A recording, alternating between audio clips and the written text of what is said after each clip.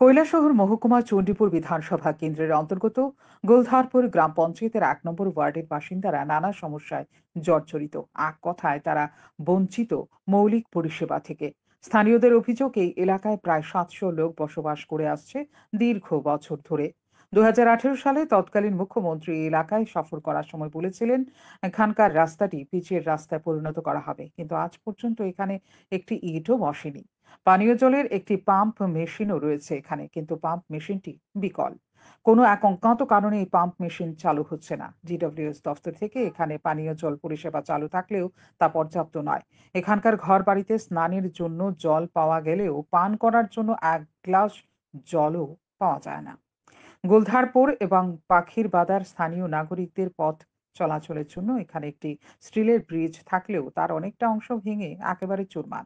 গ্রামবাসীরা জোড়াতালি দিয়ে বাঁশ লাগিয়ে চলাচলের উপযুক্ত করা হলেও তা যথেষ্ট ঝুঁকিপূর্ণ। স্থানীয়দের অভিযোগ, গ্রাম পঞ্চায়েতকে বিভিন্ন সময় লিখিত এবং মৌখিকভাবে জানানো সত্ত্বেও তাদের মৌলিক পরিষেবাগুলো আজও স্বাভাবিক হয়নি, যার কারণে আগামী পঞ্চায়েত নির্বাচন। আমরা প্রথম হইল গিয়ে রাস্তার সমস্যা। আমরা আজকে হসপিটাল যাইতে হইলে এই এই এসপি রোড দিয়ে আমরা হসপিটাল যাইতে হয়। যাওয়ার ক্ষেত্রে যে কোনো একটা রোগী লইয়া গেলে আধা রাস্তাত মারা দেওয়ার উপক্রম। এইরকম রাস্তাত গর্ত হয়েছে। আজকে 20 বছর 30 বছর 40 বছর যাবত এক কোদাল মাটি দেয় না রাস্তাত গেল এক কারণ। দ্বিতীয় একটা ব্রিজ ভাঙ্গিয়া সাইনবোর্ড সব শেষ ভাঙ্গিয়া পড়ছে, আওয়াজ যাওয়ার কোনো ইয়ে নাই। বর্তমানে পাবলিক বাস দিয়া আওয়াজ যাতায়াত করে, কিন্তু আমরা ব্রিজের কোনো একটা উল্লেখ নাই। এটা কয় নং ওয়ার্ড? এটা 1 নম্বর ওয়ার্ড। আর কি সমস্যা? আর সমস্যা হলো কারেন্টের সমস্যা। সব দিকে 3 ফেজ আর 2 ফেজ লাইন আছে। আমরা এখানে 2 ফেজ লাইন আছে, কিন্তু দেখো গিয়া দুটা লাইন চলে। এটা জলের সমস্যা। জল তো আমরা নদীর জল খাইয়ার।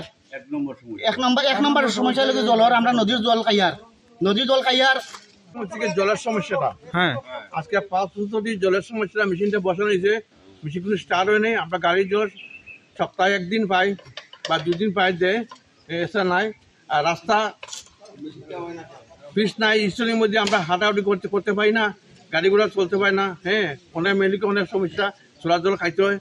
হ্যাঁ, আমরা ওয়ার্ডে প্রায় 100 পরিবার লোক আছে এই ওয়ার্ডে। হ্যাঁ, প্রায় জলের সাংঘাতিক অসুবিধা হয়েছে। এবার সময় চোলার থেকে জল কুড়িয়ে আনতে লাগে, পুকুরের জল খাইতে হয়। এছাড়া ব্রিজটা ভাঙ্গা, ব্রিজেও চলাফেরা একদম চলে করতে পারি না আমরা।